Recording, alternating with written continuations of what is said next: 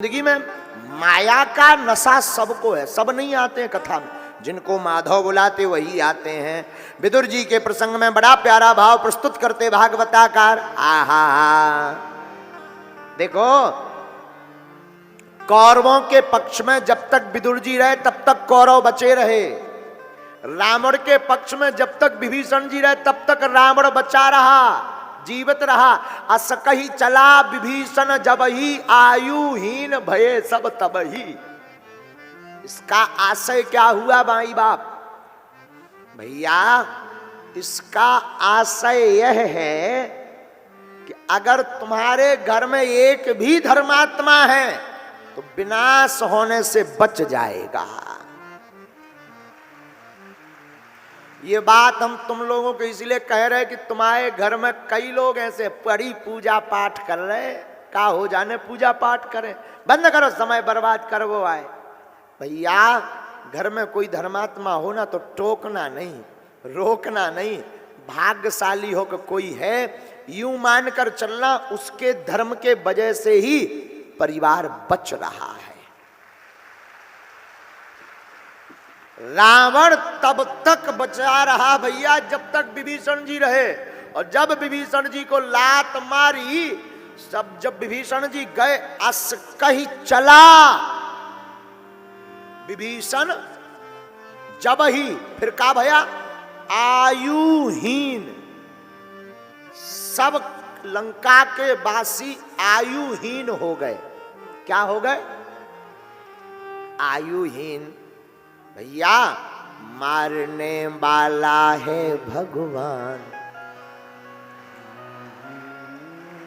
मारने वाला है भगवान, बचाने वाला है भगवान।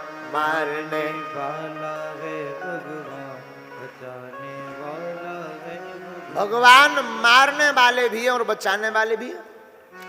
विदुर जी ने जब देखा कि धृतराष्ट्र एक तो पहले ही अंधे थे, पुत्र के मोह में भीतर की आंखें भी इनकी फूट गई। आदमी के चार आंख होती है, दो भीतर की, ज्ञान वैराग नयन और गारी। गोस्वामी जी रामायण में कहते हैं चार आंखें हैं, दो ये जो दिखाई दे रही आंखें गटा, इन्हें बुंदेलखंडी में कहते हैं गटा। क्या कहते हैं? गटा। खूब दबा के खाओ भटा। हाँ, ये दो आंखें बाहर की, दो आंखें अंदर की, ज्ञान और वैराग की। तो बोले जब धृतराष्ट्र जी की चारों आंखें फूट गई तब विदुर जी ने वहां से जाना ठीक समझा, तीर्थाटन करने चले गए। कई साल बीत गए, कई वर्षों बाद विदुर जी का मिलन उद्धव जी से भया। अरे भैया विदुर जी, जय जय जय जय जय जय। अरे उद्धव जी आओ आओ आओ आओ सखा, आओ आओ आओ, कैसे हैं आप? बहुत बढ़िया हैं। विदुर जी ने उद्धव जी से पूछा, आपके कन्हैया के क्या हाल हैं? महाभारत के युद्ध का क्या हुआ? कौन जीता? क्या समझौता हो गया? उद्धव जी इतनी बातें सुनते ही उद्धव जी की आंखों में आंसू आ जाते हैं। भैया क्यों रो रहे हैं? तो क्या हुआ भैया? अरे विदुर जी आपको पता नहीं क्या, कब का महाभारत का युद्ध हो गया? कौन जीता? पांडव। पांडव ही? अच्छा भला, हाँ पांडव क्यों ना जीतते? जिनके साथ कन्हैया हो वो हार सकता है कभी? पर तुम्हारे कन्हैया का क्या हाल है? आंखों में आंसू भर के उद्धव जी कहते हैं, लगता है विदुर जी आपने बहुत दिन से हालचाल नहीं लिया। कब का युद्ध हो गया, कब के पांडव जीत गए, कब की लीला भगवान पूरी करके चले भी गए। क्या भगवान चले गए लीला करके? हाँ। विदुर जी की आंखों में आंसू आ गए। अंतिम बार हम प्रभु को देखना। भर भर नयन भगवान के दर्शन ना कर पाए। अच्छा उद्धव, एक बात पूछें? हाँ पूछो। क्या कभी भगवान को हमारे जैसे विदुर की याद आई?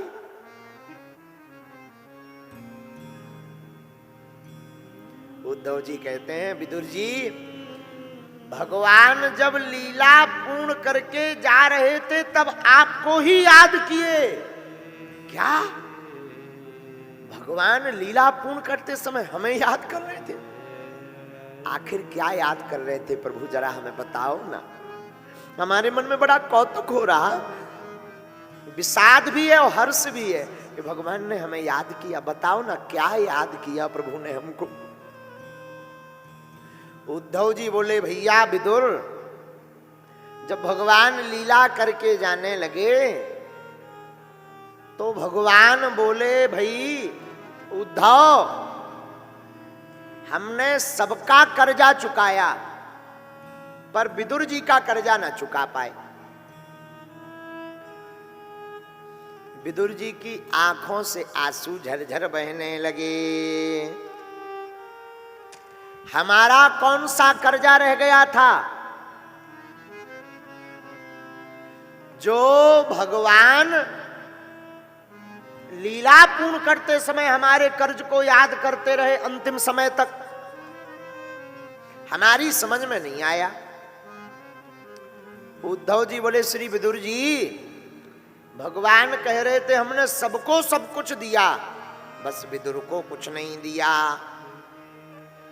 कौन सा कर्जा? अरे आप भूल गए, आपके घर भगवान जब आए थे तो आपने साग खिलाई थी, उस साग के खाने का कर्जा भगवान के ऊपर चढ़ा हुआ है। विदुर जी सुनकर के डबडबा कर फबक फबक करके रोने लगे। हे माधव, हे मुरारी, धन्य है आप, तब तो आप भक्त वत्सल, दया वत्सल, दीन दयालु, दीनानाथ दाता कहलाते हो। अरे कहां हमारी भात, कहां हमारी भतुआ की साग जो धुली नहीं? और हमारे ठाकुर जी जिस दिन हमारे घर पर आए थे उस दिन दुर्योधन की मेवा को त्याग करके हमारे घर पर भगवान आए थे। हम ठीक से स्वागत भी ना कर पाए, प्रसाद भी ना पा पाए, पर धन्य है ठाकुर, धन्य है, धन्य है, धन्य है। भगवान ने उस साग को भी याद रखा। अरे उद्धव जी,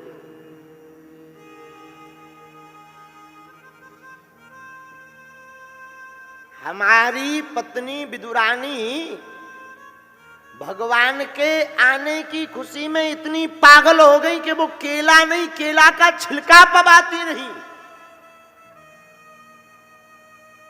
वो द्वारकाधीश,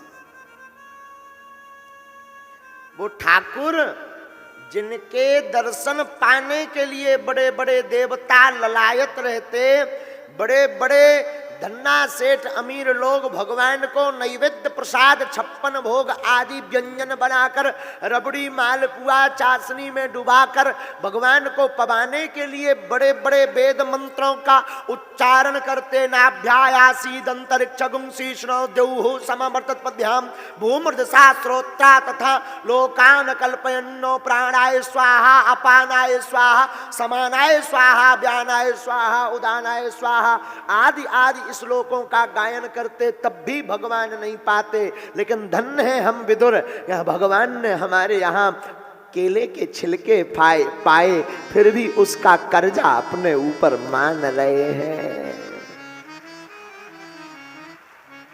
धन्य है। डब डब करके आंखें भर गईं, धार बहने लगी।